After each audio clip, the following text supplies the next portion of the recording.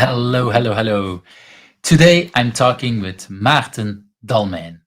We talked about screwing up experiments, aliens, and creating a successful game guide at the early age of 15. I'm Yves Hanul from Who's Agile. My pronouns are he and him. Welcome to my channel. You see a lot of agilists around me on this screen. If you want to hear me interviewing, please click that subscribe button because these are the people that I've invited so far. If you think I'm missing people, let me know in the comments. And that like button, well, if you liked today's interview, don't forget to click it. Hello everyone, and hello with me. I have how do you say it in English? Maarten? How do Oh, you announce it? Pronounce Maarten it? Dalmijn. Maarten Dalmijn. Thanks for being. And when I say here, I want to show that. And I'm using multiple screens, so that's why I need to go a little bit. I want to show a little bit what's with my mouse, where I am and where you are. So I'm in Belgium, and this is Ghent, Belgium, and you're in Hilversum, if I'm correct. And let's Yes, add correct. Google to move, and then we see that it's not that far away. And if we're looking time zone wise, I am at this point, it's 15 or 14 minutes after 8 o'clock in the evening. And what's it, the time on your side? It's the same time, so we're in the same time zone. Exactly the same. Well, our countries are neighbors and we're not that far away. And indeed, exactly the same time zone, which is, yeah, for sometimes for people, it's not always clear what are the differences. So that's why I want to keep asking it because I do think it's important. And so, for the few people that don't know you, could you, before we jump into the questions, introduce yourself? What do you want people to know about you? Yeah, hi, I'm Maarten.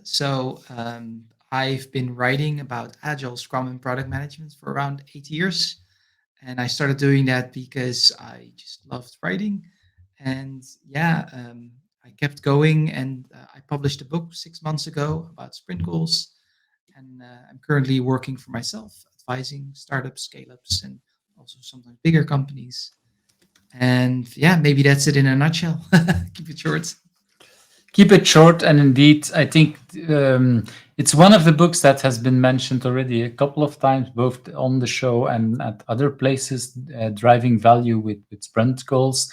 I think it's when I originally read the title, I was like, could you have a whole book just about sprint values, sprint value and sprint goals? Yes, you can, because I think it's yeah, many. I think it's about a year old, something like that. A book, Yeah, it's half a between year. like 9 months. But you know what's interesting? That's the number one remark I got while I was writing it. Like, how can you write a whole book about sprint goals? So yeah, you're not alone. Yeah, but I think, but it's and you've proven with it that it's indeed, and I think this, well, probably a lot of people know when we talk and we think about Scrum, it's like, okay, the Scrum guide is only just a couple of pages, and but yeah, there is so much in, like, almost in every sentence there is so much value in it. And for a lot of these things, then yes, we can write a full book, or someone can write a full book about it, and making things really people think about all these different kind of things. So thank you for writing that book. I think it's, again, one of these things that people have to think about. And when we're working in an agile way, like, okay, what do we really want to achieve every time that we have an increment, we have a sprint? What's the value we want to deliver? So I think that's and I think, well, if I look back with many of the teams I've coached, that a lot of teams struggle with it, and I think many of them, or at least for, I hope for most of the teams I worked with, at some point at the end we come like, okay, this is what really is the core and what we want to do. And yeah, even if you try it earlier on, sometimes it doesn't work. Sometimes teams need a little bit of I would say, increments also on how they think about what's the result of a sprint goal, of a sprint, but it really helps at that kind of level, the goals. Okay, let's jump into that very first question. What is something that people usually don't know about you but has influenced you in who you are?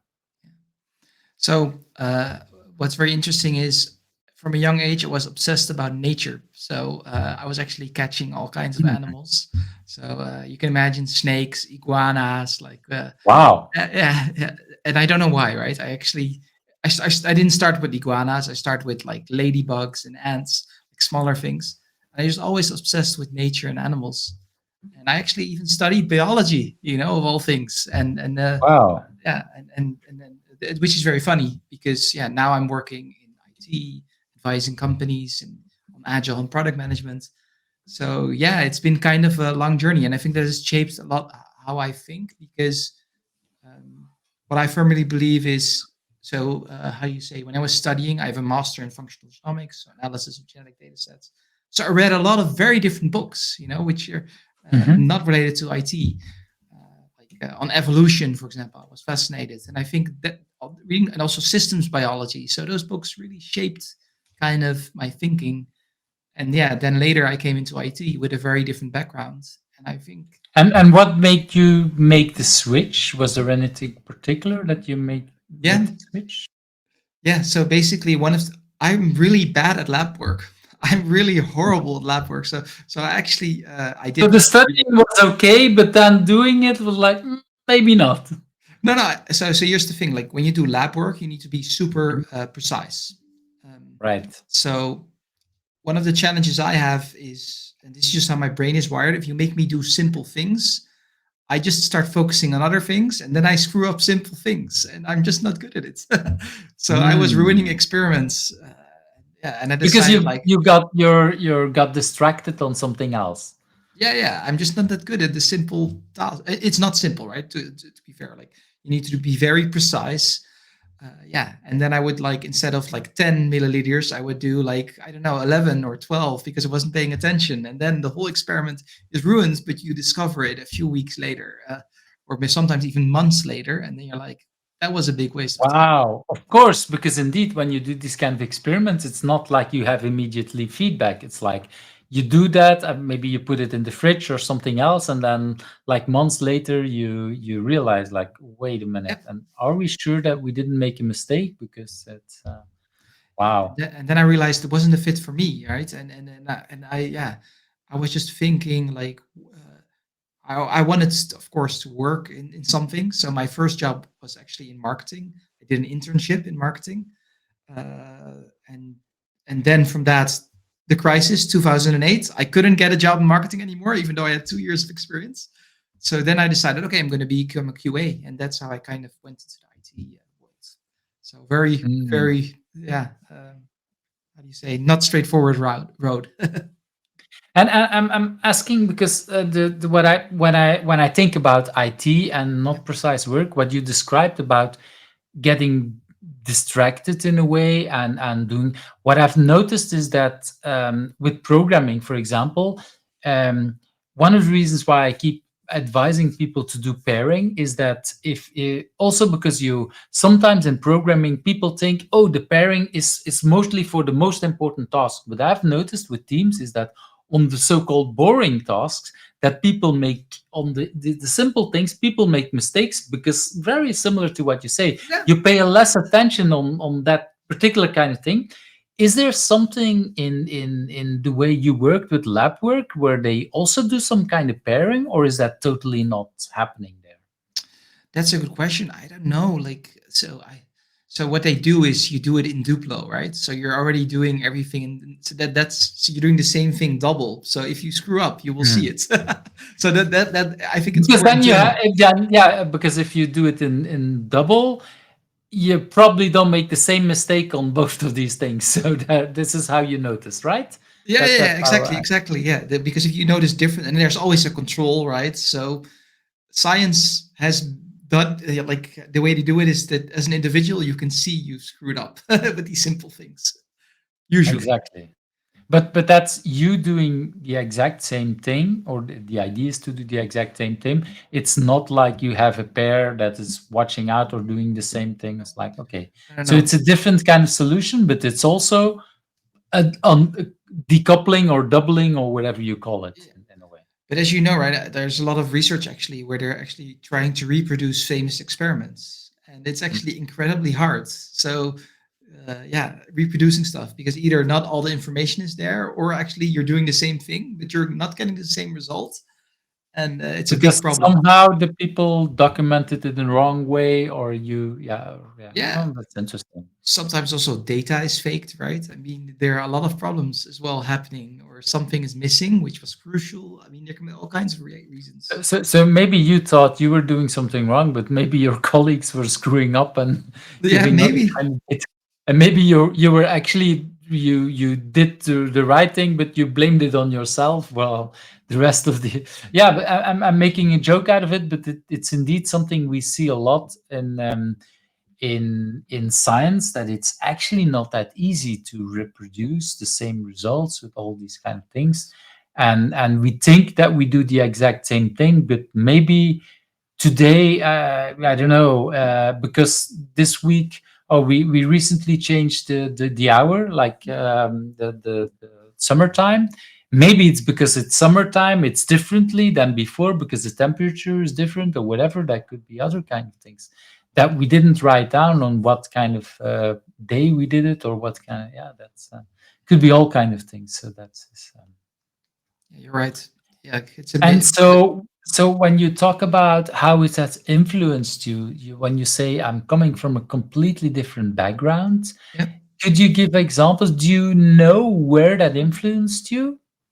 Well, I mean, for example, if you look at, I mean, I'm going to talk a little bit about evolution, and I want to be clear, right? Not everybody maybe believes in evolution, but I mean, we're going to be talking about it. But for example, evolution, it's always, you should always go for the simplest explanation of why something happens, right? So you can check like how things evolve, and then you can, and these kind of things, right, make a lot of sense. Like what, it's called Occam's razor, right? Or like, what is the simplest explanation that can work? And yeah, these kind of things just really shape as well ecology, right? I recently saw, I mean, a few years back, I saw a movie where they actually talked about the introduction of, I think it was in Yellowstone Park, of wolves. And actually, the introduction of wolves made sure that there were more beavers, which doesn't make any sense, right? I mean, how does, but it had to do with like there being more trees, you know, because there were more animals being eaten, and then the beaver has more trees to, you know, like make into a dam. So there, and then they are can, how do you say, then they have a place where they're safe. You know, they're not going to be eaten because they've got their dam where they can hide. So they're all these. This is Wow. complex. This is complex systems. You know, this is the same thing as what we're doing in IT. It's also complex, very often complex.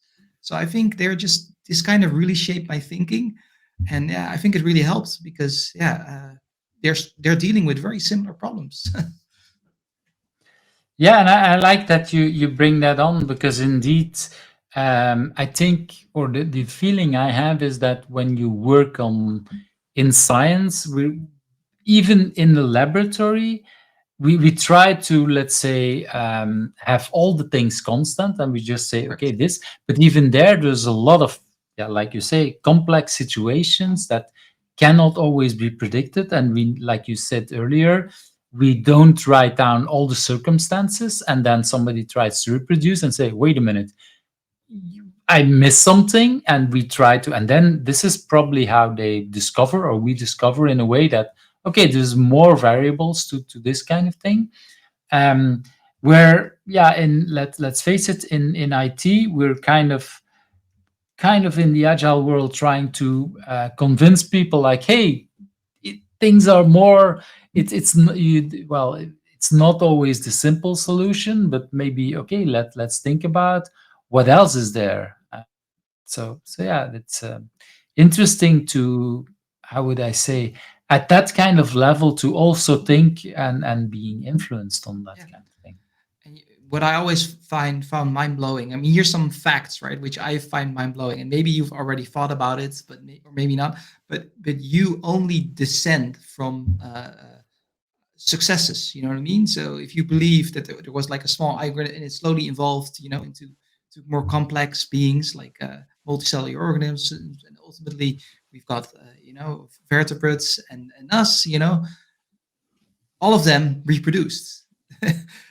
So the moment you kind of kill a mosquito, you're killing a bloodline, which is extremely old, which is kind of, it's just crazy if you think about it. And yeah, these are the kind of things which I find extremely fascinating.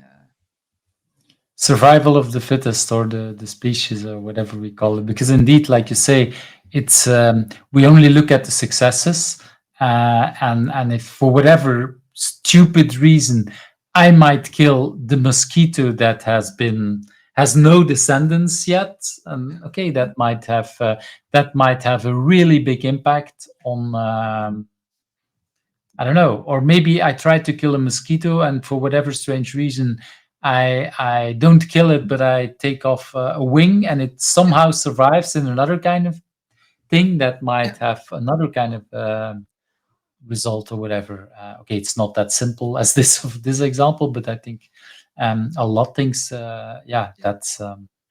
And so if you look back on how that influenced you, when you look on your work that you do today, Yeah. could you see impacted there and influences there? So I read a lot of books from Richard Dawkins. So Mm. he is a brilliant storyteller, right? And I think when I read his book, The Selfish Gene, it kind of really influenced me as a person. Where I was thinking like I would like to be able to write that well and explain such fascinating. So he actually starts the book right like. This is a brilliant hook. Like I could have never thought of it. He starts asking the question: if aliens landed on Earth, what is the question they would ask to discover if they have discovered an intelligent civilization? What question would he ask? And that's how he starts the book. And he, of course, he gives all kind of things. Maybe they would think about, did they invent the fire yet, or all these other things, like. But in the end, he settles for, have they figured out evolution yet?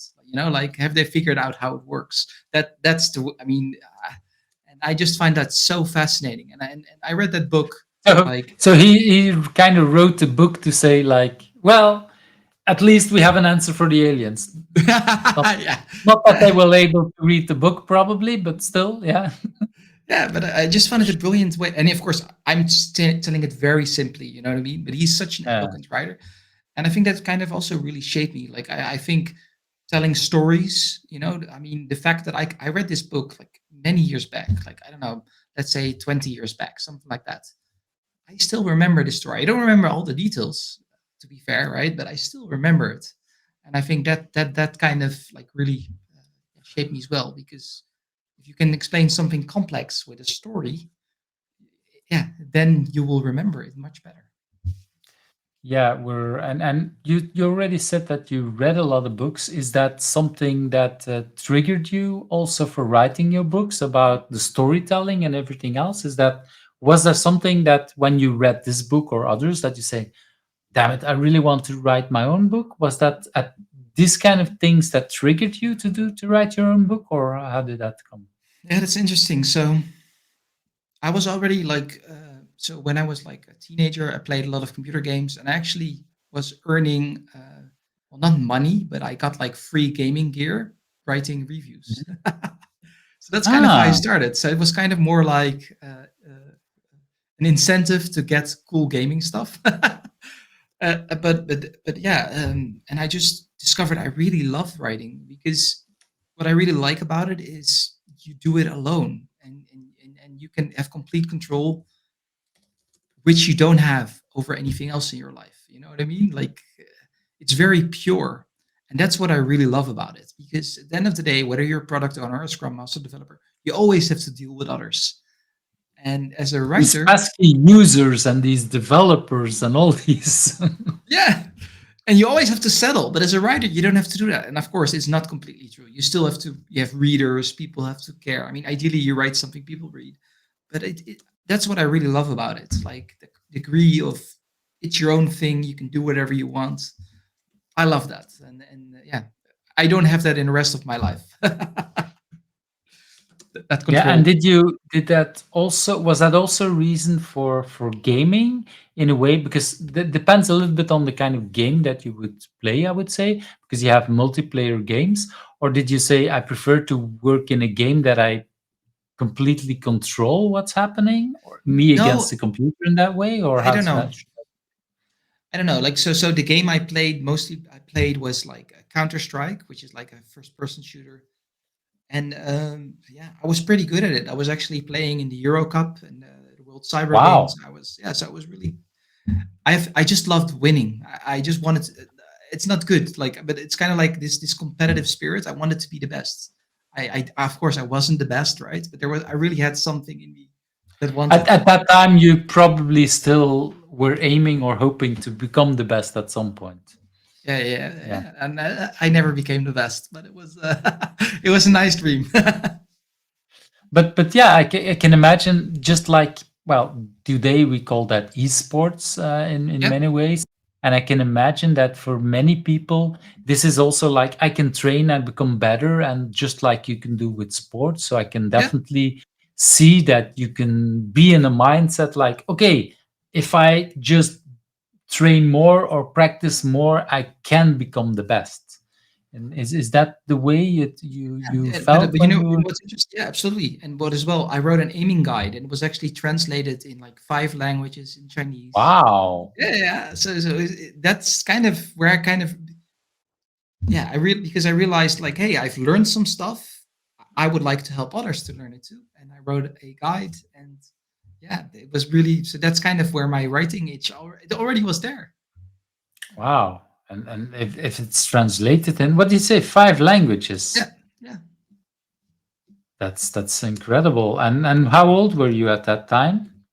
Uh, 15, 16, something like that. Wow. I think many people cannot even dream of writing something that is shared. And of course, this is probably at the start of the internet, or when the internet is there, that it allows you to spread stuff Yeah, it and was have really it. the early days of internet. Yes. So yeah, So that, but I assume you put it out for free. You correct, didn't correct. become filthy rich with it. No, Probably, zero. probably also why a lot of people wanted to make helping out. And what is that? Because the more money gets involved, the harder it is sometimes to get some of Yeah. these translations. But yeah, No, it's but you're touching on a brilliant. very good point, right? Sorry to interrupt. But I have a newsletter, right? And I'm constantly thinking, you can earn money with Substack, right? There are a lot of people, Mhm. and what's keeping me off from doing that? I realized this only today is because I love the fact that I don't have to. I wrote like this weekend an article about Wasabi Scrum just because I had an idea and I wrote it in 15 minutes. The moment there money is involved, then you're thinking, oh, there, Can I yeah, write it? And that's, yeah, I have to be, yeah, I fully get that. It's there is something, yeah. Well, at least maybe it's not for everybody, but I have that same kind of thing. The moment that you start charging money for it, it somehow feels more important, even if that's not true. And it, well, at least for me, indeed, it also blocks me sometimes from sharing stuff, because then there, yeah, that's, which is kind of crazy. yeah, But yeah, that my mind works in a very similar way. I recognize that. yeah. Okay, It's very interesting stories already. Let's move to that second question. That if you had not been doing what you've been doing now, do you have any idea what become of you? most likely I would have been a writer in something else. That's what I think. Like, so what's interesting is so my grandfather was a professor in cardiology, Mhm. so he was a writer, and my father was a professor, so he also was kind of a writer. He also wrote a book. So it's kind of like I don't know. There's this writing What did you fight to write? What did your father write about? recycling. So he was actually building factories to how do you say get gold out of electronics and also glass recycling factories. He has some Wow. patents. He wrote a book, a handbook on recycling techniques, and yeah, And are these techniques that are becoming more popular, or are they completely outdated? Or do you have I no don't know. idea? I'm not an expert on recycling. I think some of these techniques are still being used. So, for example, he worked on multi-sensor glass separation systems that can actually tell, hey, is it white glass or green glass based on the color and all these other. So, but Wow. this was in the That, 90s, and I'm no expert, right? So I'm just kind of repeating what I remember. It could be very wrong. yeah, what you, yeah, but it's, but I can imagine that if you grew up and you have a father and a grandfather that have already published something and you see that, well, I would also say, because maybe I'm wrong, but in my fantasy, that also means that you've seen your father being locked away in a study or behind a computer or whatever to concentrate on writing to publish something around that. And I can imagine that that kind of triggers things in you, like, okay, that's how you do it. Is that too much a fantasy, No, or? I don't know, right? I don't know. Like, I definitely remember it. I remember, for example, that we booked a house in Italy, and my dad, he was going to become a professor, so he had to write his. I don't know the English word. In Dutch, it's called, I think, an oratie. Like, yeah. So when you become a professor, you need to give a speech, and he was busy the whole day writing that, and we were on the beach playing. But I still remember that it was just we just went there, so he for like I don't know a few And weeks. did he ever practice that you had to listen to him, or he didn't bother No, with that? no, no, no, no, no. My dad was someone who was how do you say how can I for example, he was very smart, but when we had arguments, even if I knew I had a good point, he would never say, "Hey, good point. I hadn't thought of that." So yeah, he was very critical. Let's put it that way. And yeah, he didn't ask for my feedback. He didn't ask for your feedback, but I can imagine. Well, um, I'm asking because I do remember when I get presentations, I did practice some of my presentations with my children, uh, and this is when they were the age of your children right now. You talked about 2 and 4, and one of the reasons why I use so much slides with pictures of my children is because I knew that that wouldn't get them bored. And that's also a reason why I have a gazillion slides, because like every half a minute or every minute I switch slides, and there's typically is like one word or one sentence, and I swap, and it's partially, well, because I like that style, but it's partially also because I knew that that kept them busy. And when they would get bored, it's like, okay, that's not good, even if it's for the wrong reasons, because they at 4, 6, and 10, they totally don't understand anything I'm saying. Well, tennis, maybe they already start something, but before that was like they didn't understand it. But I would say this is well, in my way, I think both of us were from a different generation than our fathers. Correct. Yeah, I definitely think that that was a generation, right? Like, yeah, you children, yeah, you go out, play, go to the beach, like you say, while I'm working on the serious stuff. And yeah, I do remember that I was, how would I say it, at family dinners. I would, when there's a lot of, my father was from a very big family, so we had lots of uncles and aunts at the table. And I was allowed to listen in, but I was not really allowed to discuss. Only at like 12, 14, maybe I could discuss. But I do remember at 6, 8 being at these tables, but that was really like listening for the arguing. But I was not really allowed to. Yeah, it's not like they said you can't talk, but they basically didn't respond to a lot of what I was Yeah, saying, actually. it was very different, definitely. And Exactly. That's a time. completely. Luckily, times have changed, and probably 20 or 30 years from now, our children will be on the podcast talking about times have changed and we did something else Yeah, wrong. that's if there's something I've learned from parenting, is like, whatever you do, you will, hurt is maybe the wrong word, but you will do something where your kids needs years of therapies to get over it. There's no Yes. way to do it perfectly.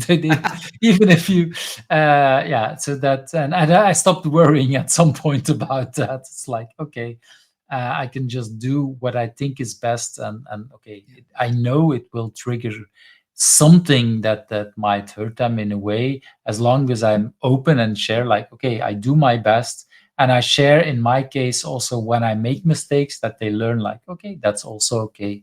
Yeah, that's for me the best I can do in parenting, I would say. But like you say, it's a completely different generation. um, and so when you say writing as is will become, so that's that one thing that could have become you. You already talked about doing that at an age of 15. Is that the earliest memory of you writing, or was that earlier on? When how that?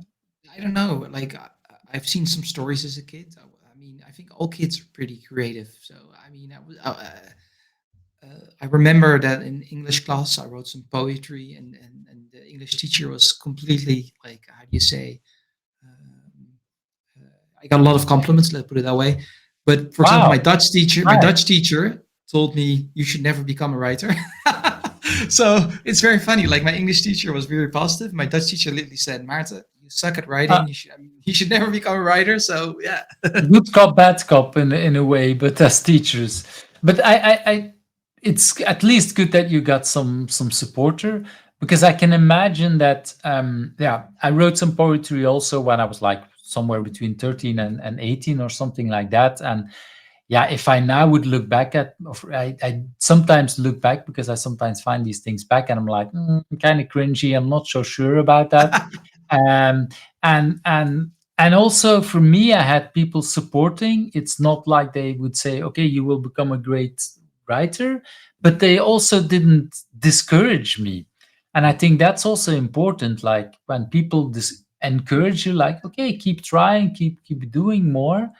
And so in a way, your English teacher helped you in that. Yeah. Um, does that also mean that, for example, now when you write, I mean, like what you wrote about the Wasabi Scrum, do you write by default in English or do you write more in Dutch, or how does that work for you? I only write in English. And that's interesting because basically I never really liked. So one thing I really didn't like about school is you would always get these books you had to read. So I really didn't like reading in Dutch because I just had this connection with you have to do it. But in English, Hmm. it was like I didn't have this feeling. And my parents actually said you can buy any book you want as long as you read it. So Wow. yeah, so they really And stuck does with that me. also mean that when you read a book now, you still want to finish the whole book? Is it easy for you, for example, to stop reading a book? No, that's something I had to learn. I've learned very recently. So I don't know. Like uh, I've become more critical as well. I've noticed this. I don't know if you had the same, right? But as I've gotten older, I just realize I'm more aware. Like my time is scarce. If it's not Mhm. enjoyable, I'm just gonna. Even if I read halfway the book, I'm just gonna put it down. Period. Like there But are you had to way too learn it. many. You had to Sorry. learn it. Yeah. You had to learn it. Yeah. Yeah, I'm asking because I one of the books I read is How to Read a Book, and that actually taught me that you can actually stop reading a book. And it was only when I read that in that book that I considered that option. Before I was like, sometimes even restarting a book, and why is it so hard? And if people like the book, like I have to read it. And it's then that books is like, maybe this is not the right book for you. Maybe it's like, okay, but not for now or never for me. I really kind of needed that permission on stop reading a book. That's why I'm asking, because indeed I really like the idea of also, I get like my daughter, she asked me some yesterday, can I order another book? It's like, yeah, of course you can. um, and for me it's like I want to yeah, encourage them reading. But I also think indeed when you say you have to read it, there might be a risk of feeling that it's and yeah, I think also for my age when yeah, books are not cheap. Let's also Yeah. True. make it clear, if people are reading a lot, then sometimes it's like, okay, wait a minute. I remember that my daughter wanted to read a certain book that was more like, yeah, kind of like, this is not really big big literature, so maybe you should just read it from the library, because this is not the kind of book that you want to keep around for a Yeah. long time. But still, the idea to finish a book is like that, that's also an important thing. And do you think, well, when you say the fact that you had to read certain books in Dutch, or and the fact that your teacher told you like, okay, your writing sucks in Dutch, is that part of the reason why you don't like writing in Dutch, or is that just me seeing stuff that is No, not? no, no, no, no, no. That's not the reason. So I already from a very young age, I just realized like, why would you write in? I mean, this was my thinking, right? Why would you write Mhm. in Dutch if you can reach a far bigger market if you write in English? That was And but was and your the gaming what is the guide that you wrote it in English as well then, correct, correct. which allowed other people to translate it in other Yeah, languages, yeah, yeah, because if you wrote it in Dutch, that would be a lot harder for people to yeah. translate that. Yeah, but we just So that's the main reason. I just always thought like the Netherlands is tiny, like why write for this tiny country? You're just setting yourself up for a very small market. That was my realization as a young kid or teenager. Like, and that's why I never write in Dutch, because I'm like, why bother? You know, like I don't want to sound harsh, but that's really how I felt back then. But yeah, I feel very much feel the same thing. I also have personally, well, for example, on Twitter, I like almost exclusively wrote. I'm writing a lot less, but wrote in English, um, because of. I also had the feeling both reaching out to people, but I also had the feeling that I make a lot of spelling mistakes. Although I love to read, I love to write. I'm really bad in all languages, French, English, Dutch. But when I make spelling mistakes in Dutch, I also feel that there is a much harsher reaction to it. Like when I write in English and I make a spelling mistake, somehow people feel like, yeah, it's a second language. It's like, Oh, really? mm, that's the feeling I have. Maybe it's because I care less in English. I don't know, but that's, yeah, the feeling I have a lot. Maybe. Is that something you recognize as well or not?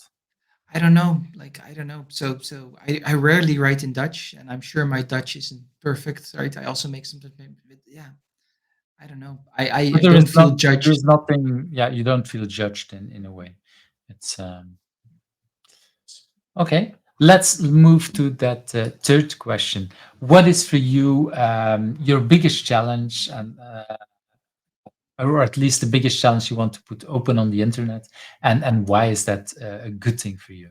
Yeah. So do you mean personal challenge or like? I on purposely don't define that. You're not the first asking it, and I on purposely don't define it because I want to. Again, this is diversity, so people can answer it in any way they want. Yeah. So what I always find very difficult is what I'm trying what I so what I find really difficult is I try with my writing to reach as many people as possible. You know what I mean? Mhm. With stories or keeping it simple. But that also has the risk that it seems like you're dumbing it down. You know what I mean? Because you're really trying to, in Dutch we say platslaan, you're really trying to make it really flat, very simple. And that's kind of like something I struggle with every day. If you look as a writer, you know what I mean? Because yeah, I want people to, how do you say, I try to use simple language, simple examples, because the more complicated your language, it means you will make it more hard to read, which means you will conceal the thinking that's behind it. You will make it more difficult for them to understand it. And that's kind of the difficult tightrope as a writer, like I try to walk. And yeah, um, that's something, because yeah, you can also just write to show off like how much words you know or how many books you've read. I mean, yeah, that's one of the challenges. Is the big challenge? I don't know, right? But this is sometimes what I struggle with, because yeah, may come across like you're oversimplifying things. You know what I mean? Oh, I recognize that, and for me, I really appreciate it because let's also face it, there's well, you write a book as in a way as a consultant to share your ideas, and I sometimes have the feeling that some consultants want to write books to look much smarter, and they do kind of the opposite of what you do. Try Yeah, to use much more complicated words to show off, look like how smart I am. But actually, for me, the message they're sending is like, I didn't do the work for you. And you, as a reader, you have to do the work of all the thinking and trying to understand it. Um, and especially if someone with a native English writing does that, using all these, because English is a very rich and complex language. And that actually makes it harder for me as a second language reader or a third language reader to actually understand that. And I think what you're describing basically for me means you care about me as a reader to make your you take the time to make your prompt come across as best as possible. That so I really appreciate that. And at the same time, I can recognize that there might be a risk of going too far. But to be honest, I've read so much more books that do the complete opposite, and yeah, I personally prefer that if there would be a risk that you go that way, I personally, I don't think that I've ever had it literally, because I see much more people worrying about it than doing it actually. Because it's and so the second part of that question is, why is that a good thing for you? Could you state some more? What's so good about that for you? Well, I mean, I think if I look at, so first of all, we're currently living in the age of Chat GPT, right? So there's a lot of noise and auto-generated content. It's becoming more and more. But let's put that aside, right? So I think Mhm. why it's important for me, it's because I think it's much I think it's so important to really have clarity of thought. You know what I mean? To really think about not only what do I want to tell, but how can I tell it so that someone else gets it? And that separation I see so many people not do, you know what I mean, or not enough. And for me, always keeping that in the back of my mind makes my thoughts much clearer. Like, and it helps spread the word. And I think that's kind of like, yeah, why it's important. I think because I believe, yeah, that's where you get really like the deep insights. If you really think about, try to really like boil down to its essence, and it's scary, you know. Wow, that's yeah.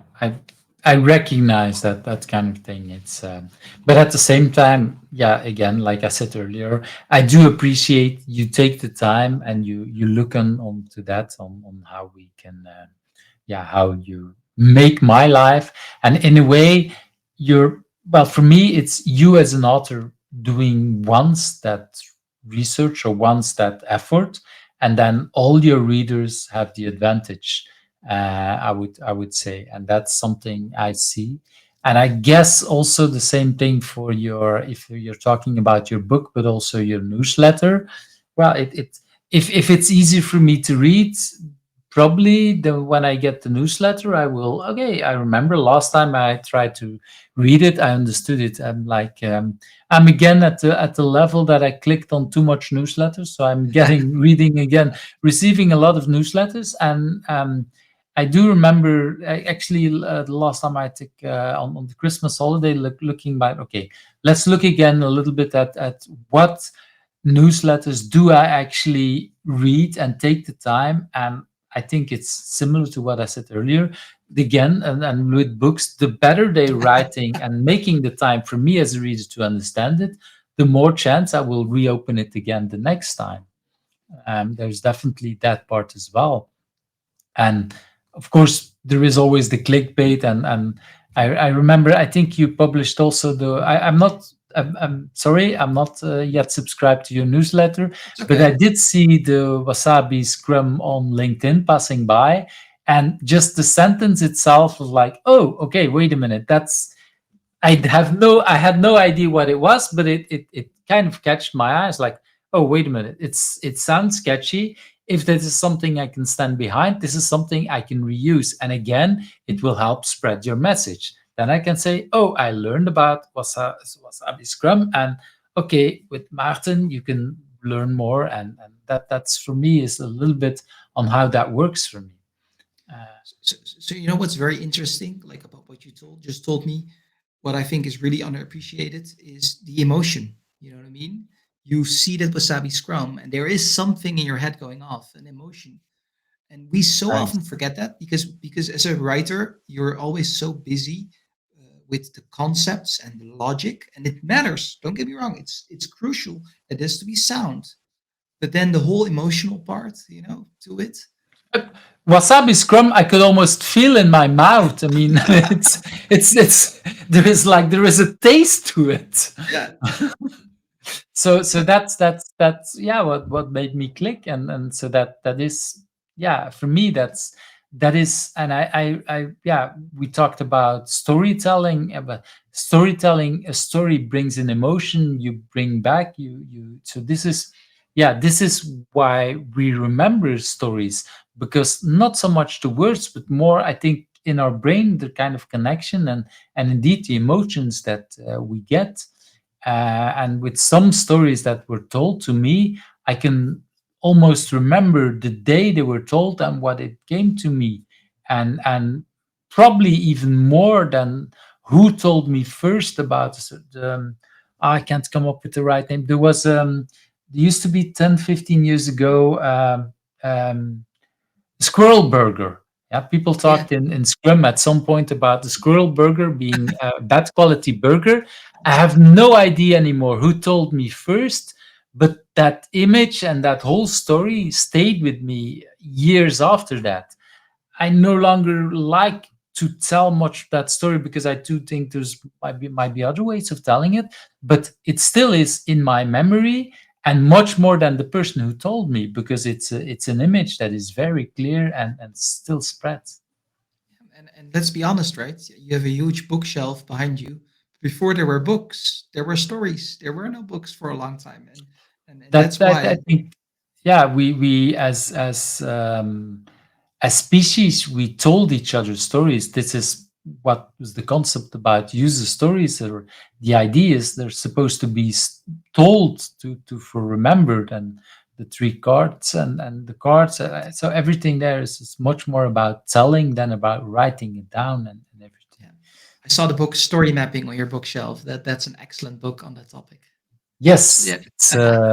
I was one of the people. Oh, let me think. 2007, 2008. I followed the training from Jeff Patton, It's really and amazing from what I can see in the videos, at least.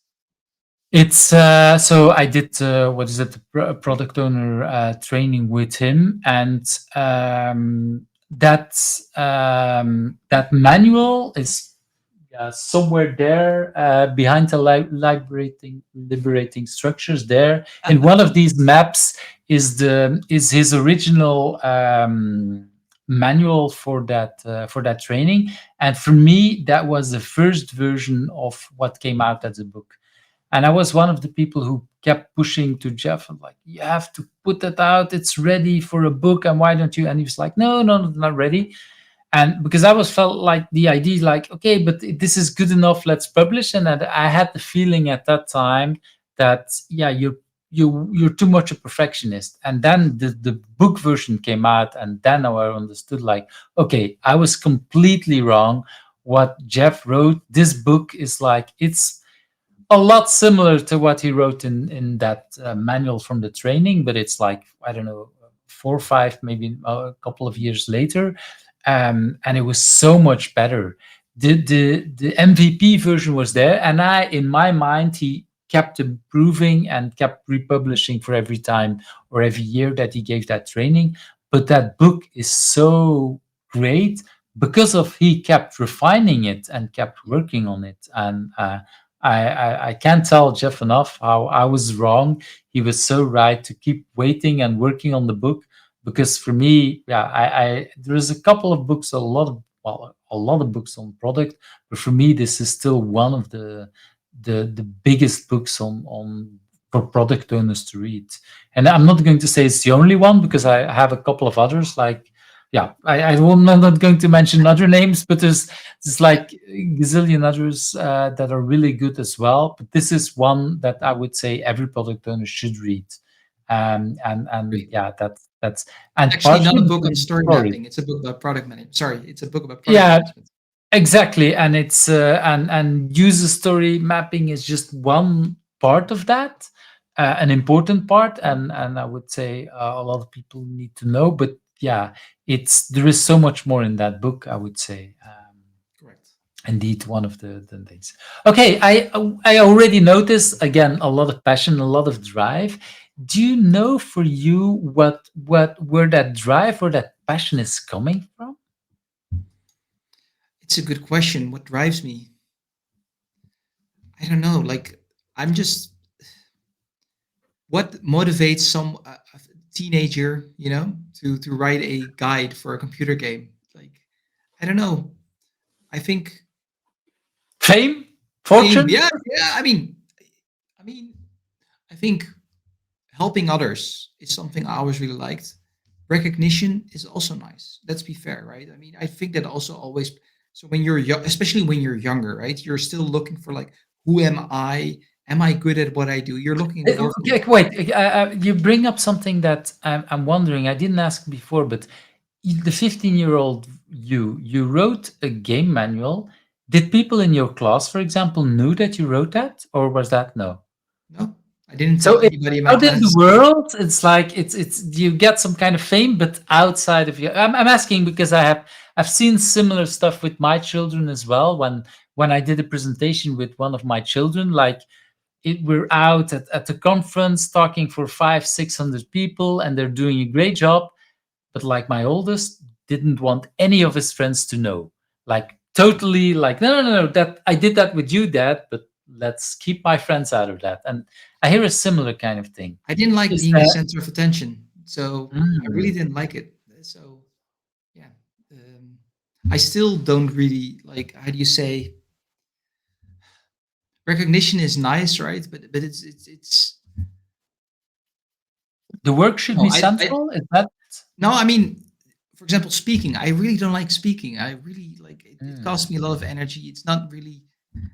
Yeah, it's very stressful for me. Sorry, my screen fell. Keeps going off. Yeah, So, I should have said it also in the introduction. This is one of the disadvantages of this software that the screensaver keeps turning on. just to move Zoom the and mouse. everything, they block the screensaver from coming on. This tool doesn't do that. It's annoying. I should have It said is it what it is. I'm earlier. sorry, but yeah, I don't know. I didn't really like being the spot in the spotlight, and yeah, but I think as a young person, you're looking like for some kind of recognition or and I don't know. Like I found that really important, especially when I was younger, and now I find it much But less important. it was recognition from a core group that were also into gaming, not so much the people in your classroom. Were there many gamers in your class, or were that Yeah, I mean, one of my no? best friends, so he was younger than me, but we used to play together, also in the same clan. So he knew about it, but apart from that, no. Nobody else knew. Yeah. That's it. But that, yeah, that this is a little bit why I was asking, because I see that a lot with younger people. Like sometimes they do something, it's like okay, but there is kind of two separate worlds, like your classroom where yeah, sometimes people don't know, or yeah, or But other let's also friends. be real, right? I think that one key difference back then, gaming wasn't cool. It wasn't considered cool at all. You know what I mean? And Exactly. nowadays you have these esports. So I think that was also maybe a factor. Maybe that was the factor. I cannot. It's very difficult to Yeah, simulate. it's to look back into that, but that's yeah, and similar to with my child at the age of 12, it's like and 15, whatever. It's definitely not cool to do something together with your dad. It's like that's also not, that's very similar, like you say. It was not cool, and I can definitely recognize that part. It's but still, it's nice that for you, years later, you can look back on that and say, look, well, maybe that was a first achievement as something as yeah as a 15-year-old to do something and have that kind of thing. So that's Yeah. I will thanks for maybe sharing. I will maybe try to find it and see what I think about it now. Probably I will think it's terrible. Yeah, well, but again, it's yeah, with software developers, I also say if you look back at what you did wrote that software code 6 months ago and you don't feel horrible, then you haven't learned anything. So, yeah, I guess your writing skills have improved a lot over the years. So, I assume that you will definitely see some of that. But I want to also go back a little bit Yeah. deeper. So, you talked about helping others. Is this something where you know where that's coming from? Is that something you, for example, you had a father and a grandfather who are professors? Is that something you can see from there, or It's more my mother, I think. She was always very hmm, helpful to others. Yeah, my father was also helpful to others, to be fair, right? But I think my mother had it much more. And I don't know. I don't you think kind of combined your mother and your father? Your father wrote and was and your mother was helpful, and you found a way to do that together in a way. maybe, but I Is also think it's something deeply human. You know what I mean? I don't know. Like, mhm. yeah, people like helping. I don't. I mean, I don't know. Maybe this is maybe also an interesting question. Do you like helping? I think most people like helping, or but of course there are people that like helping more than others. That's true. think it's But I think many people who are somehow in a coach relationship, we kind of, well, there is an ego part. Huh? There is definitely the thing, just the idea that I can help others is there is an ego correct. part in Correct. that playing, but there is definitely also a part like, okay, I want to help out and I want to see if I can improve people's life. And yeah, a couple of weeks ago, I received an email from a person that I helped months and months and even I think a couple of years ago now. And yeah, it's just nice to receive a message like, I'm there because of something you once said to me. It's nice to say that, okay. And of course, I didn't do the work. This person did all the work. I was just giving a little bit the encouragement, probably a little bit similar to your English teacher that said, you have to keep practicing and doing it. um but one thing that popped up in my mind when you talked about your mother and your father, did they, for example, knew that you wrote that gaming manual or something like No, that? No. no, never told And them. your English teacher, did he know? No. No, no, no. No, But no. that's It's that. so it was really in your small little bubble, as little as number of people to know. Yeah, it was So even it was. released in multiple parts. You know what I mean? 3 parts, if my memory. So yeah, I don't know. Like, yeah. But yeah, I'm asking because I see so much of that in a lot of people around us, is that we do that. It's in a little bubble, and sometimes we don't always realize how much impact that can have, but also how little we know. If I look at my children, yeah, I can definitely imagine that they have done something similar that yeah, that yeah, I would never know, Yeah. even though for me it's easier to, to talk about the stuff that they do in many ways. And that kind of brings me into that next question, is that, what is your biggest achievement? And before I want to go into that question, I also want to ask the question behind, is it easy, because basically this is your moment to brag, is it easy for you to brag and to say, hey, this is my biggest achievement? I don't know, right? Is it easy for me to brag? I hate introducing myself, as you already noticed in the beginning. I don't really like talking about stuff I've done. I like to keep it short. It's much better if you introduce me. I don't want to Well, waste it's people's it's time. interesting. It's interesting because I've chosen no longer to introduce people, because in the beginning, I would still, after the recording, when the video starts, I will still do a little introduction about the video. But I've chosen not to uh, go on and talk about the people themselves, because I've noticed that most people feel even more annoyed if I start to mention everything I found on the internet about them. And it's like, oh, yeah, that's true, but I don't really want to be remembered that, or I moved on, or maybe that's not true, but maybe you found something wrong.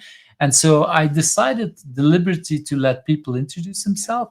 But like you say, there are many people who's like, yeah, there is one person that kept going, so that does exist as well. But most people really don't like to talk too much about them. yeah. So I recognize that part. I don't know. What is And my so, but next to that, bragging about something that you achieved is also hard. Is that correct? Yeah, I mean, I don't know, right? I mean, when I wrote my book, right, I posted it about it. You can see it as bragging. I was super proud. You know what I mean? Mhm. What is my biggest achievement? Yeah, probably writing that book is my biggest achievement. It took many years, writing at night. Like having my first kid was born, my second kid was born. It's not sleeping well. Luckily, my partner helped me a lot. So I could write at night. That's probably the biggest achievement. University, to be fair, I never really like how do you say, worked super hard. Yeah, so I don't feel it as a huge achievement. Like that And is, you don't do anything in that field anymore. So yeah, definitely there is yeah. less But proudness. to be fair, right? That is the professional achievement. But in the end, if I look at what was the most life altering moment, that's the moment our first child was born. You know what I mean? That Mm. changes your perspective on the world and life in a way. Yeah, it's much bigger than any book I've read. So for me at least, and so raising children, or on the road, probably that's going to be the biggest achievement if you succeed at that. I mean, there's nothing that comes close in terms of the sleepless night, time investment, emotional investment. It's insane, and there's also even a money component to it, which is also insane. But anyhow, I think that's the biggest achievement. Anybody who Children, has I kids, don't know. I don't know how they say it in Dutch, but in Belgium we say a child costs you a house, probably and too so true. that well, like I said, I have a 20-year old, and I don't want to calculate how much money we spend already on him. And again, it's not like this is not money well spent, or that's a totally different kind of thing. But from a financial point of view, having 3 children was probably not my smartest move to do. that's uh, that's for sure. And but yeah, it's again, you do that for completely different reasons, of course. But yeah, it's a different kind of thing. And raising them, well, yeah, I do hope even at 21, I dare to say it never stops. It never, yeah, there's like, okay, I feel that a lot of the work is done, and I'm really proud of the 3 where they are at their certain age, but the worry never stops, and it's like there is always something else. I have a colleague whose daughter will go tomorrow morning for her car driving license. I have 2 children who already have a driving license, and then the next step is like, okay, can I borrow the car in the weekend? And then it's okay that there is the next worry. There is also the other side. There is that now they can bring the 16-year-old to parties and drive them back to parties, so I can sleep earlier in these kind of things. But yeah, it's not like well, I don't have to get out of my bed, but I only really sleep well when I hear them at home, when my daughter is brought home, especially when they're with the car. If they're going on bicycle on feet, yeah, I don't worry that much. But yeah, driving with a car is again yet another kind of thing, I would say. True, true. So that's the kind of thing. But I really like that you bring up first, and I think yes, I think every parent, when the children is one of the number one things there. But it's both. I think it's both valuable at different kind of things. As much as I love my children, I don't. I would also need my work in a way. It's not like, yeah, I'm not. Yeah, for me, I need both parts of my life, I would say, Yeah, and it's a different kind of achievement, or it's a different kind of thing. So yeah, and like you said, your children are still a lot younger, so it's not like they even can remember what it was like when you were writing the book and things like that. So that's no. definitely, actually, they were, like you said, they might be even part of the success because you had sleepless nights. You could use that time in a productive way. It's yeah, it's a kind of different kind of thing. And of course, like with everybody, there is a partner who stands behind, that supports us in many different ways. Just like we support them with the children and with their professional life, I think it's the opposite is true as well. Nobody can write a book without the support of the family or the partners or everybody around us. Because writing a book, like you said, and I want to stress it, it takes a lot of years to do that, a lot of hard work, and editors and other kind of people giving feedback, and almost giving up and still not giving up and rereading it, and then, and well, I don't know how it is for you, but for me at a certain point in time, it's like, okay, now it's enough. Like, I published the damn thing, and the moment you do that, then 5 minutes later you find an error or something like that.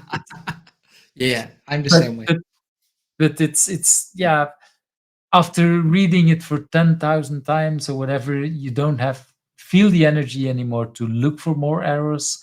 But it's when you press that button that you feel like, oh damn it, yeah, I did find another way.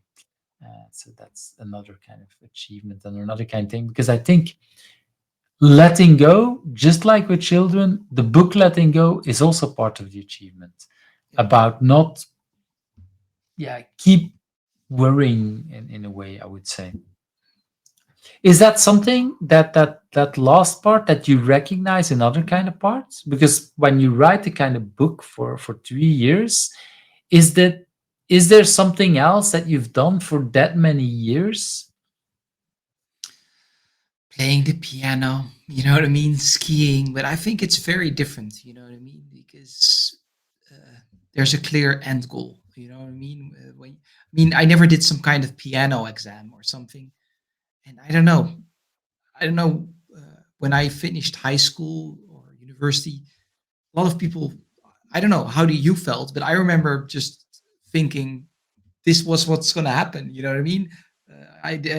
You know, I didn't feel like, oh, whoa, this like it would I could have filled with the book.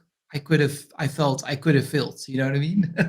So yeah, I think that was the key thing. The Like, and this maybe that sounds very arrogant, but that's literally like I never felt like I'm not gonna finish university or I'm not gonna finish high school. I might not have good grades, you know what I mean? But I'm gonna finish it. That's gonna happen. So I don't know. I think that's the key thing. I recognize that, but I also recognize that for high school, well, no, for university, I didn't even went to get my degree. For high school, I remember going there, but I didn't stay for the party or whatever because there was what was it? The sister of my best friend was having a wedding yeah, in their hometown. So I basically left rather quickly to go take a train to go for that weekend because I promised to DJ there, and so I basically my head was already in that party and what I would do and whatever. Um, and when I finished my studies, I was literally hired to go DJ in the south of France at what is it? A resort in a way, let's call it like that. And so I literally never went to pick up because for me it was like it's gone. I don't care about that degree, that paper.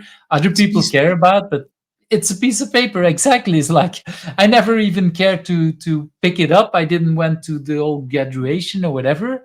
And I knew that I was graduated and that was the only thing that mattered for me. And everything else, like I moved on with my life already. And that's, yeah, I recognize in what you say there was no option of not being, although my points were not good. It's like, yeah, I knew I would make it, and Yeah, then once I have it, it's like move on. yeah. It's yeah. I think with university, right? At some point, you have so many points that, like, okay, I mean, if you can get 120 points, you can get 180 points. You know what I mean? And there might be a few subjects which are really tough in between, but there are just a few, you know, usually. So yeah, Especially in the last year, I think at some point you kind of know, and I see this also with my oldest one. He's at the fourth year of university, and there still is. Well, the system has changed a little bit in that he still has some um, um, what's it? Vakken, some kind of topics that he subjects. hasn't finished, subjects that he hasn't finished from last year. So he still has to repass some of that stuff, but he already moved on and it's like, okay, I do worry about some of the things if you have to do the 2 years in a row. It's like, okay, there's a little bit risky, but still, there's no. I'm kind of convinced that it will make it.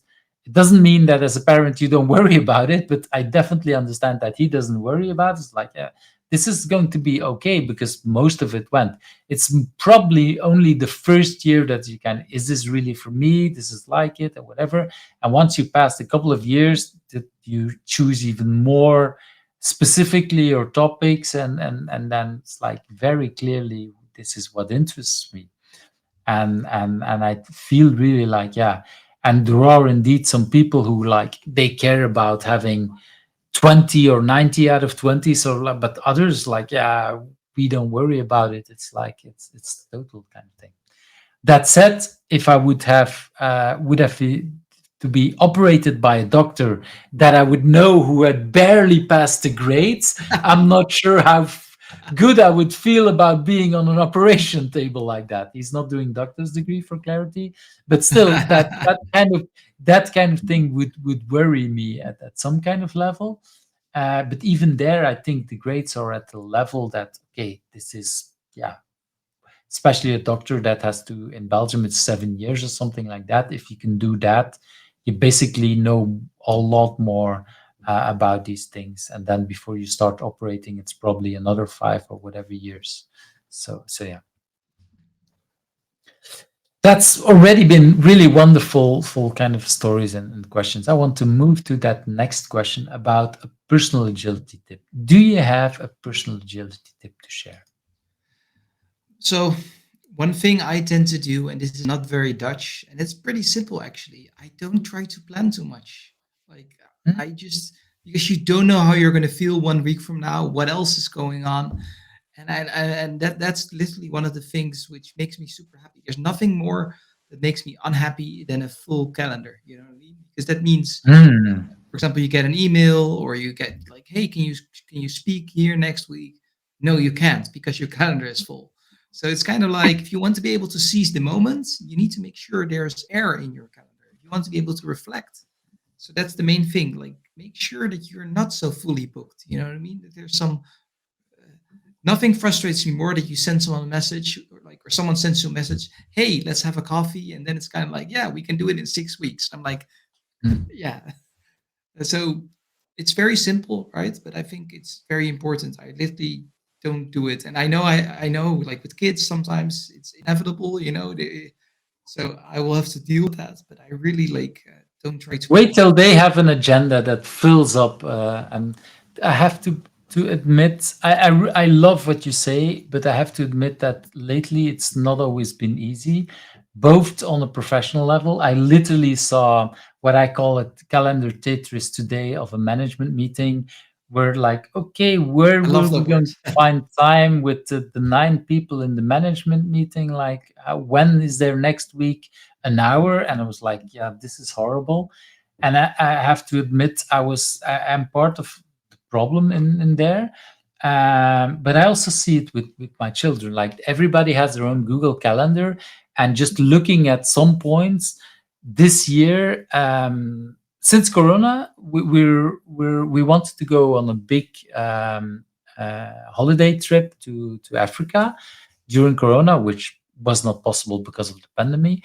Um, and the whole. But then the next years it was also not possible because they had all their hobby calendars, scouting there and that, and there was literally like no moment when the 5 of us were able. And actually, me and my partner, we were ready to move our calendars in all kind of ways, but the 3 children literally were never more than 3 days at home at the same time. And it was like, wow, already this kind of hard things. That's And I'm not the first. I don't want as a parent to say you cannot do that. If you have a free time and you can do with scouting and you can do other things with friends, I just love it. But at the same time, wow, what kind of family have we become that it's so hard already to find time? So I'm happy to say that this year we do have 3 weeks together, but we still had to, like, we've kind of booked this already in January.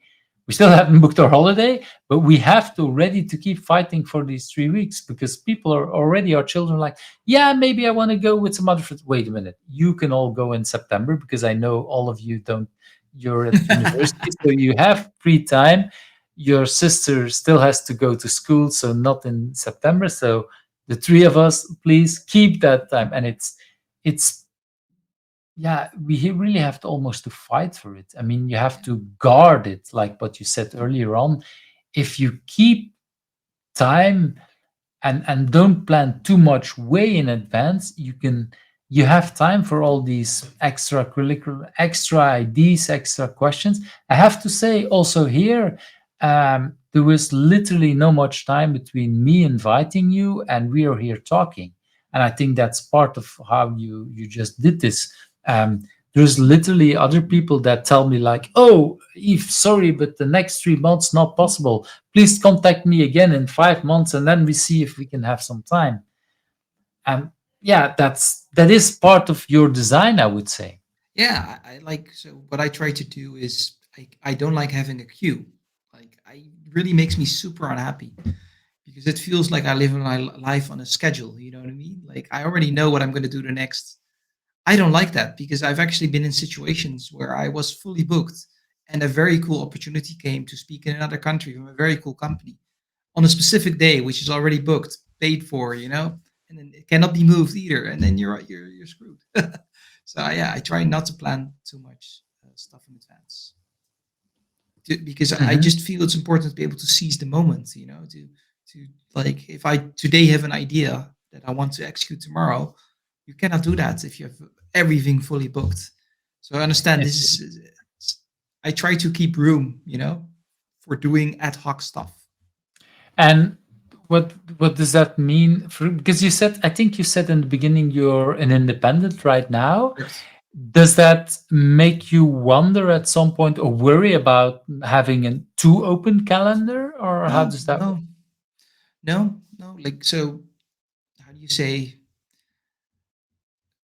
Um, my goal isn't to maximize my income. You know what I mean? Like if that were my goal, that's not my goal. Like my goal is to have the most enjoyable life. So Again, driven by value much, and the value is not so much a money value, but the value yeah. of your life. And I want to understand this is from a position of privilege. You understand what I mean? The moment, imagine I couldn't pay my mortgage, I would work 100 hours or whatever necessary. But I mean, my you can have more money in the bank account, and then you don't, like so. For example, I spend a lot of time with my kids. We don't have, they don't go to like how do you say kinderopvang, like somewhere where they take care of the kids. So we have the grandmothers helping out, but the rest we are doing together. And that's because that's for me luxury. You know what I mean? Spending time with my kids.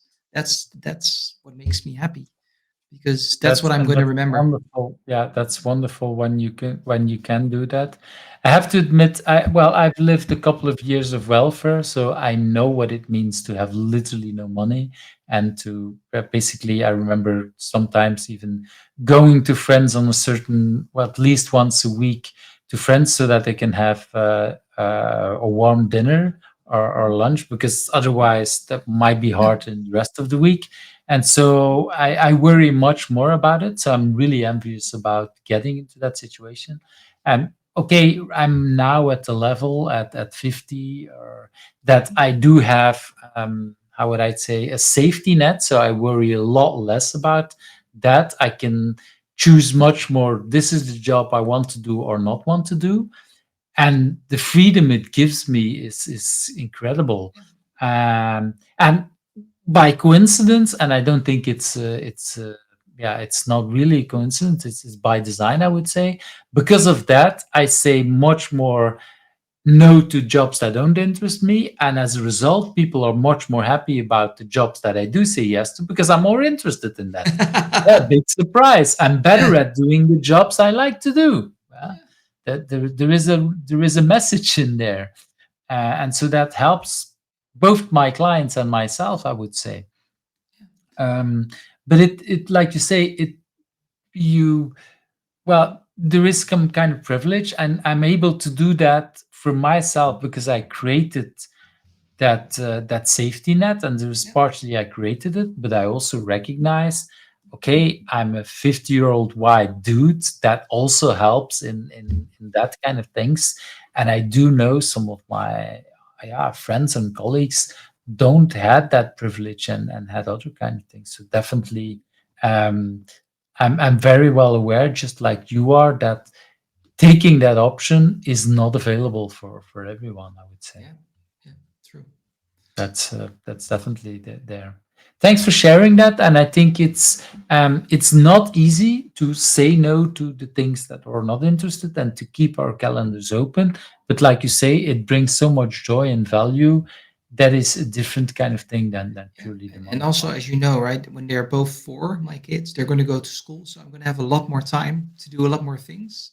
You don't see them as much anymore. So that's my realization. Oh, Like, yeah. the 20-year-old, he's he doesn't always, like many students, he doesn't always go to every class, but still that doesn't mean I see him more. He's like up in his room, and yesterday I promised to do something together with him, and I didn't see him until 4 o'clock in the evening. It's like, yeah, I literally was like, he didn't come out of his room. So like, yeah, and I wasn't sure, are you awake yet or not? It's not like he went out, but he might be gaming for until late in the morning, and so I didn't know if literally if he was up. So yeah, I only started talking with him at 4 o'clock in the afternoon.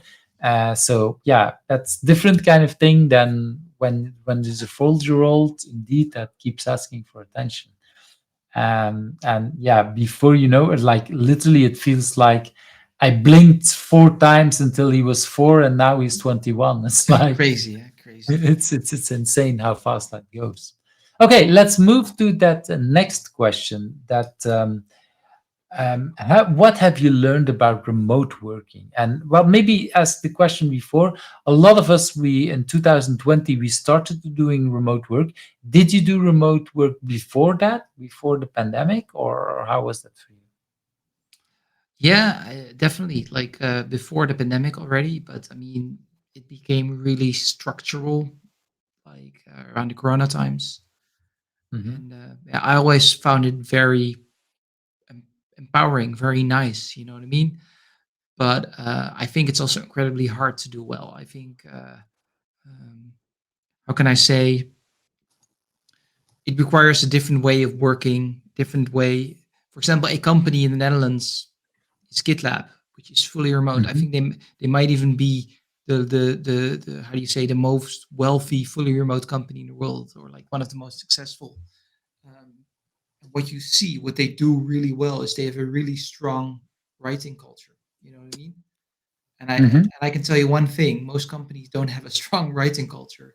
So I think that's the key thing. I think we need to get way better at asynchronous work. You know, writing stuff down clearly with as little words as possible. I think that really has to improve. But there's one big advantage. I think ChatGPT, for example, will help if you express something to make it clearer. You know, like these are more concise. That's what it does pretty well. It's not that great at generating ideas, in my opinion, or like novel Hmm. concepts. But it's really good if you give it something. Hey, can you make it shorter, simpler? You know, so maybe that can help a little bit. But yeah, I think writing is hard, and I think yeah, building relationships over like this, you know, it's not the same. Like, so I think those are the two things. I think remote working is great, but these are two things which we have to do better, I think.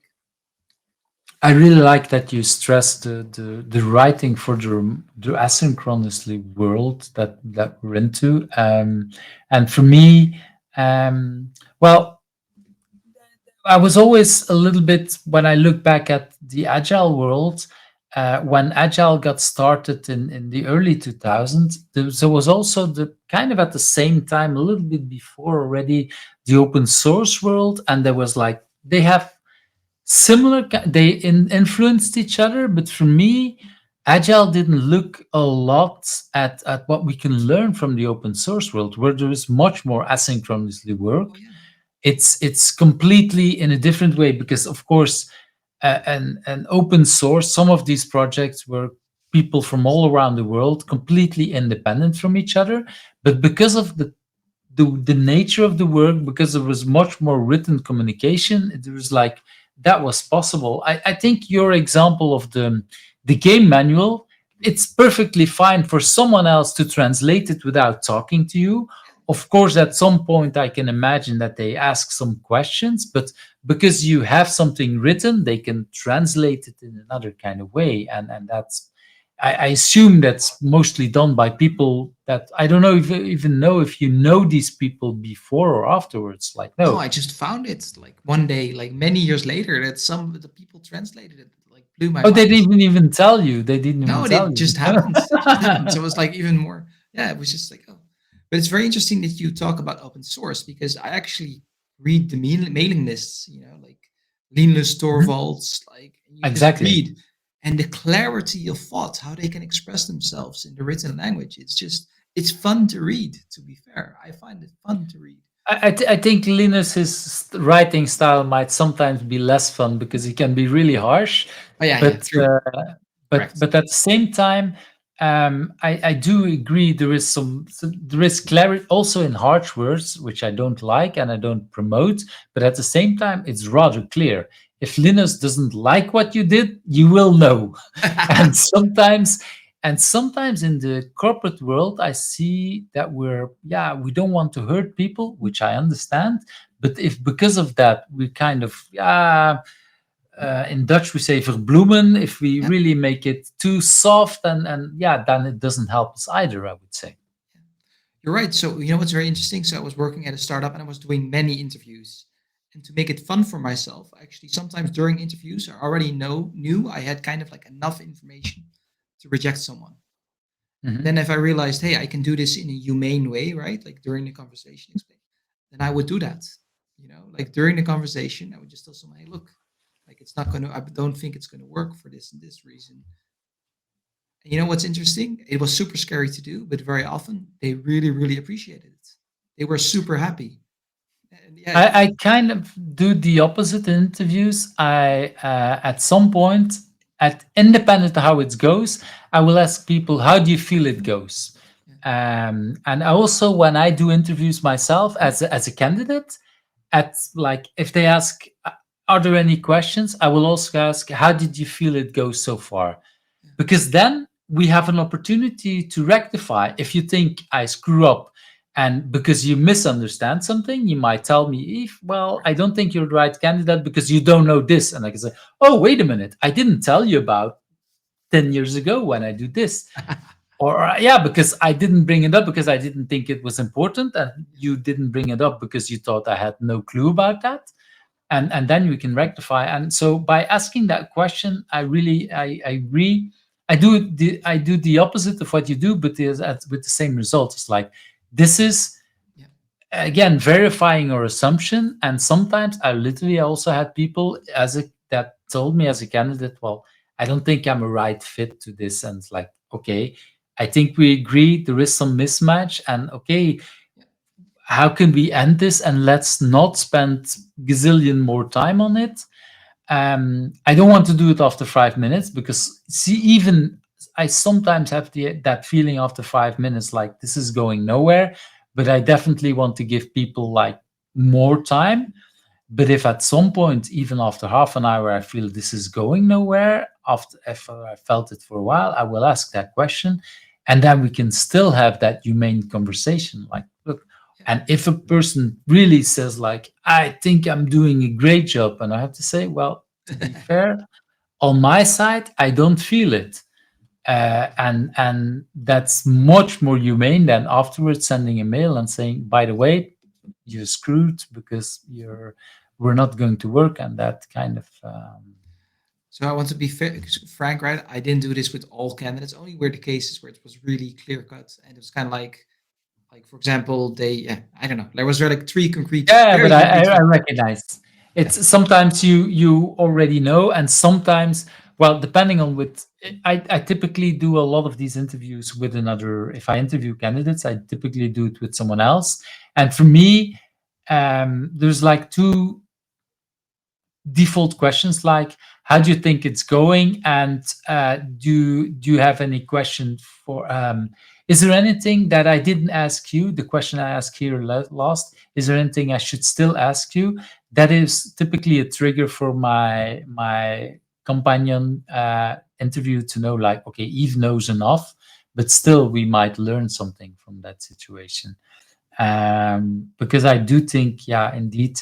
And sometimes it's literally, this is kind of okay, but let's see more candidates and then we really know. Because it's, yeah, especially the first two, three candidates, it's too early to know. If you're doubting, correct. yeah, sometimes you want to give it a little bit more time. So thanks for sharing that, because I do think these are, yeah, it's not a question about interviews and anything, but at the same time I do think it's important to learn about that. Let's move to that next question. Is there a book that you have read that you want to talk about, or Yeah, what's the book that you want to bring up? Made to Stick, a book about And if I'm storytelling. correctly, this is from This is the the book. Brothers Heat. Yeah, I really and I should. You have it. There it is. No, it's another book. Well, I have the book as well because I love this as well. But Switch is another book that is Yeah, yeah, yeah. So comparable. I'm going to tell a story to pitch the book because this is already kind of like what makes the book interesting. So it's written by two brothers. But what's very interesting is the one Mhm. brother is a researcher at Stanford, and he did research on why do urban legends spread? You know what I mean? What Mhm. make these stories spread so well? And if we can learn from that, how can we apply it to, for example, telling people that they shouldn't eat movie popcorn with palm oil in it? You know, how can we use those same concepts to for good things, not lies like urban legends? So the brother was actually working as a teacher and working on textbooks, making teaching. So really a practitioner, and they wrote a book together on like how do you tell a story that someone else can remember it and tell it to someone else. So it's not just that you remember it, but you can tell it to someone else.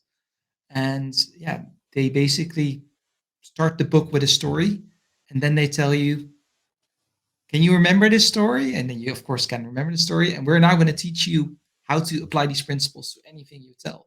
And that's the book. And yeah, I use that for everything because in the end, if you want to convince people or you want to, it's all about stories. And, sorry, I'm already pitching, but this it's one of my favorite books, and it had the biggest impact on my professional career. Yeah, it's one of, well, we talked about storytelling in the beginning, and for me, storytelling is indeed one of these things that is important to talk about. Um, yeah, it's one of these things that I really like about our industry, I would say, because it's with the stories that we share here, but with the books and everything that we indeed can talk about and learn new things that hopefully people will remember. That's wonderful, and they, yeah, indeed, the fact that they're two brothers, it intrigued me as well. Like I yeah, I've done things with my father, I've done things with my partner and with my children, but I've never done something with my brother and my sister. I'm not sure if I would be able to do that. It's a different kind of dynamic, I would say. Yeah, Let's put it like that. And that has nothing to say with them as a persons, but again, it's a different kind of dynamic, and yeah, doing something at that kind of level. But I think, well, it really feels, and it's like for me in the book, totally not clear who wrote what. That's also not important, but you kind of feel the symbiosis, and it's like the stories that you and that they write and that they share. Again, it's a long time ago that I read it, but I do indeed remember realizing how much storytelling meant to me, yeah. uh, because I read a gazillion books when I was young. There was 2 years in high school that I would literally read one book a day, which Whoa. was very unhealthy. I would literally, I wanted to finish a book, so even if it took like 4 or 5 in the morning, and I had to get up at 7, so really not enough sleep, and then I would be really too tired in school, but somehow there was an addiction. I needed to finish a book every night or every day. So definitely unhealthy. But I did learn later that indeed that helped me in storytelling and understanding how stories are built and how important that is. And I think I think only with this kind of books, maybe I'm not sure if I only realized it then, but that was one of the books that cemented it in with me. Like, okay, it's actually, how would I say, it's a craft to tell a story. It's not something people pick up, and I kind of know. Okay, you have to have a starting point, and then something happens, and so there is a whole different kind of ways of telling stories. But yeah, it's a craft, and I've learned it for doing presentations that sometimes you need to go back to the source and like, okay, maybe it's a good thing that you want to share, but how can I tell it in a way that people will remember? Because it doesn't matter what's reality if there is a really great story, but I can't tell it in a great way, people won't remember it. Correct. That is sometimes, and that's a book. And I do remember in the beginning when I was doing agile presentations is going back to that book. And when I had a hard time, I was like, okay, how could I craft some more of my stories? Did you look into that book, for example, when you were writing your book? Did you reopen it and looked at that? Yeah. Yeah, definitely. But I think I've read it a few times and I kind of like use it every day. But yeah, I mean, there's a handy acronym in the book, success. It's called. I'm not gonna explain it. Yeah. So the first one is the S of simple. You know what I mean? So yeah, that's kind of what I try to do all the time. Mhm. But yeah, I recognize that, and it's like, yeah, but even there with their book and some of like the Switch book that I just mentioned, there's other um, stories and ways that help you people to understand again, like, okay, this is ways that I can help other people to recognize what are happening. Okay, I want to move to, for me, one of the really interesting ones that I already talked a little bit about it. What's a question that you think I should also ask you, and what's the answer?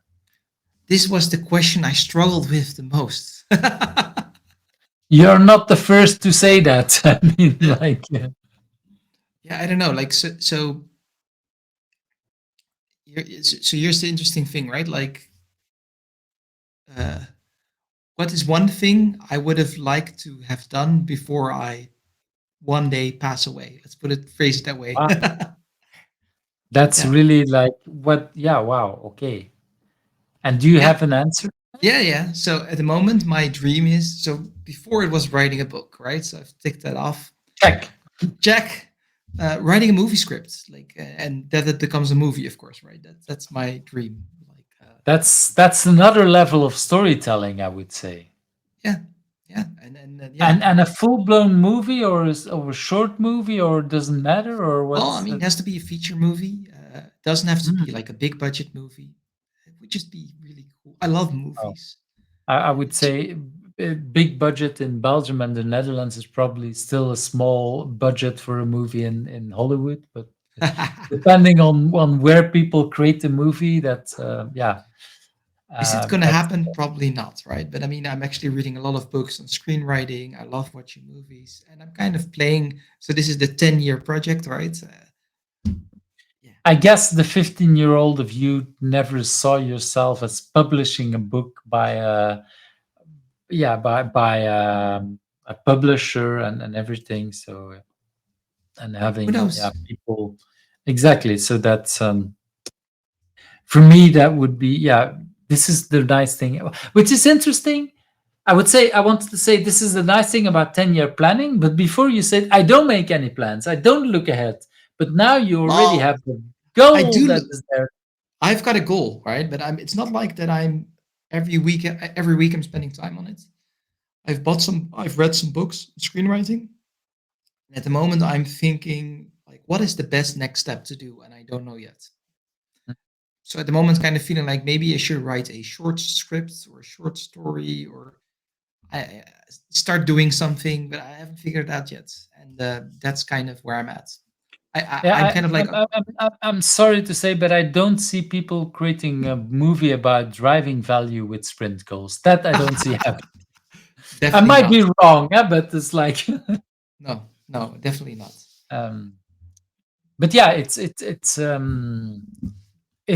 interesting for two reasons for me. Well, first of all, it's a completely different industry, but it's also a completely different kind of book. I mean, with the book that you wrote is a business book, and there is stories in it and everything. But still, this is not something that is an action movie or full feature movie. Like that's it's not even such a book. It's not something. Well, I would say it's not a book that I will read to my children. Maybe if I want them to fall asleep, but I even they would just bore me and say like, "Dad, please stop reading." No, you're right. Not that kind of book. But with so this is a completely different kind of thing. Yeah, and it's a Uh, dream, right? Maybe I can do it. Maybe I'm not good at it, but I mean, it's a dream, and I'm going to make steps towards it. And maybe it will never happen, but yeah. but I think, especially, well, by for me, what I've noticed is that when we set really audacious completely outrageous goals, sometimes the universe takes care of us in different kind of ways, and maybe indeed somebody will listen to here and say, well, Maarten, I really like the way you do story writing. Let's Could we already do some kind of Yeah, maybe. writing? Did you already do, I don't know, more fiction writing, publishing, anything not like that? No, but No. that's probably the next step, right? Like, yeah, the I'm thinking of doing short stories first because I think how do you say that is all the ingredients of a larger story, and that's kind of what I was thinking, but I don't know yet. Well, yeah, that's again a lot of sleepless nights to that, I would say. Well, it could be during the day. I don't know when you prefer to write, but indeed, that's a whole different kind of level of doing something. I have to admit that's not something I saw coming, because uh, it's yeah, it's so different. At the same time, it's so well aligned with everything you said earlier about story writing and sharing a story and everything. So there's definitely something I recognize. Um, I have a similar kind of thing. I'm not. This is not my goal at all. But at the same time, when I think about software, for me, literally was in the car last week, I think, with a colleague, talking about, yeah, the software, like for example, written for that is used at concerts. Like I'm now talking about U2, Rolling Stones. So there is Coldplay, these kind of things. They're using software to show on the big LED screens and everything's like, and some of it is just simple showing, yes, but sometimes almost feels like a computer game interaction with It's crazy, different yeah.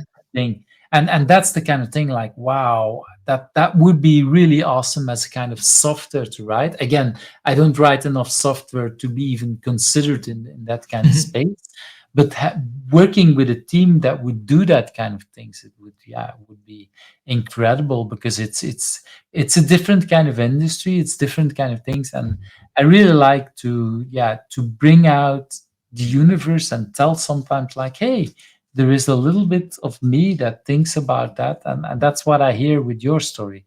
It's kind of compelling. It's too crazy to even know the next step, like you say, but any step you take is a step in that direction, and then we'll see in 10 years what's happening with that thing, It's good and to maybe still have indeed. dreams. That's what I think. I think the moment you don't have any dreams anymore, that will be a sad moment.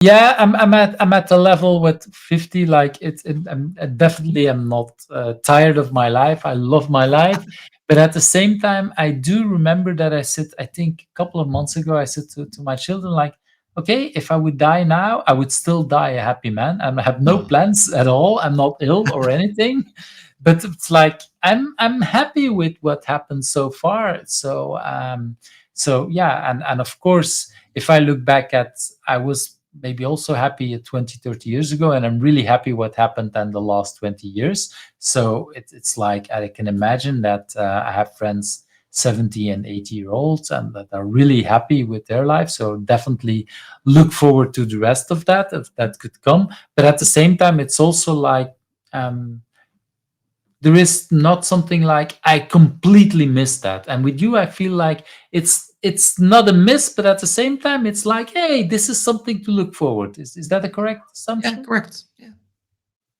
it's good. It's So just that's something. It's variety is good. You know what I mean? Like, yeah, exploring new mm. things, and yeah, even if you only make a small step. I've read some books. It's always already a win. And you learn something else about the industry, and even if it doesn't help you in that other career, it might still help you in writing your next book about whatever. We will see about that. That's might also be happening. Thanks for sharing that, because I do think it's a very lovely story, and Yeah. very lovely goal there. I want to move to that last question. Who do you think I should ask next? Because I do think that you had Yeah. well, you had someone in mind that might be David interesting. Pereira. Talk. David And Pereira, he's Brazilian and he moved to Germany, and he has fascinating stories to tell. He comes, how do you say, his he doesn't come from a very privileged background, so he learned English, at a young age, and people were like, "You're crazy! Why are you learning English?" Yeah, so he has a very fascinating life story, and to tell, I think. if I'm correct, because I didn't check, this is David, right? This is him. Yes, correct. And so he also wrote a book about working with teams, if I'm again correct. It's coming out Um, soon. I was. Come on, I'm trying to hide it again. Somehow my mouse doesn't want to help out. Yeah. That's what I was about to say. I know about the book, but I haven't read it. And like that's the disadvantage of doing a show like this. Every week I learn about a couple of other books that I should learn and read. So I was already happy that I was able to know your book before we were talking. With David, I literally was just looked up and I didn't read it, or I didn't even know that it didn't came out yet. So if what you make what's the reason for you to invite him? That's the question I was wondering. I just think he has a very interesting story, very interesting perspective, to tell. I think he is in Europe. He's one of the fastest growing product voices, and how can I say? He is just going like this, like a meteoric rise as a writer. He's a very modest, humble person, extremely hardworking. It's just a very interesting character, I think, a very interesting person. So I think it's interesting. He would be a very interesting guest with a lot of crazy stories. I always love crazy stories, especially if I can listen to it in the evening. I would say, well, depending on the time zone, it might be in the morning earlier, depending on when we have time to talk. But yeah, it's always wonderful to listen to stories, and that also, like I said, this was the last question, and it's been almost a wonderful 2 hours of talking to each other. If people want to reach out to you, what could be a good way to reach out to you? So send me a message on LinkedIn or go to my website. I think this is the LinkedIn, right? Correct. That's it. Or go to my To be website. fair, I didn't prepare. Oh, and I can't remove. I really have a problem with my mouse. Interesting. It's okay. I didn't prepare the website. Sorry for that, but I It's will okay. add the website to the show notes. Very easy. Just Google my last name. There are very few people who I have my was last about name. to say, indeed, it's you have the advantage of having a rather unique name. So when people Google you, so we should really thank your parents for giving you a unique name that it's possible to Google you. They didn't think, well, it was probably before the internet or before Google was founded that they came up with that name, but thanks for them because it helped us to It's find very you. easy. So just Google my last name. You don't even need to Google the first name, just last name. Wow, not even the first name. No, Okay. there are So very few in the world, very few Dalmijns. but there is no risk that they will find find your father or your grandfather's books or these kind of things. No. So my grandfather, no, like because my father passed away, and my grandfather is from the mother's side. So yeah. That's a completely different. That's a good addition because I somehow I made the link that was the father from your father, which is a wrong assumption I made. You see how easy it is to make assumptions. And that's why what you said was completely correct about the interviewing. Always check. Always check, yeah, but that's for me is the like and well for me like I said in the pre-talk, for me this is the kind of connection, this is the kind of thing, which is why I like that we take so much time because we learn so much more. And when we talk about working remote, typically that's not what we do.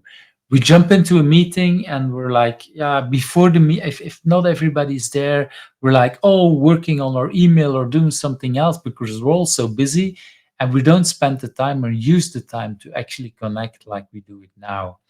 Correct. Which is exactly why I like to do that. It's like taking the time, and I do personally believe that, okay, we never met before, but I really have the feeling after almost 2 hours to know you at least a little bit better than what I've read before. And hopefully, when we will connect and meet each other somewhere, that we already feels much more natural to talk to each other. So thank you very much for your time. I'm going to, well, I assume that at 10 o'clock in the evening, your children might already be in bed, or and so this is probably the time for both of us to go to our significant others and see if they're still awake, and then and then spend some time with the rest of your Yes. family. Thank you very much for having me, and it was a lovely conversation. And yeah, have a great, lovely night. Sleep well. Same to you, and well, we'll definitely keep in touch and know each other some more. Thanks very much. Bye bye. Thank you for watching Who's Agile, where the stories of agilists come to life. I hope you liked today's interview. Subscribe if you're not subscribed and want to get to know other agilists.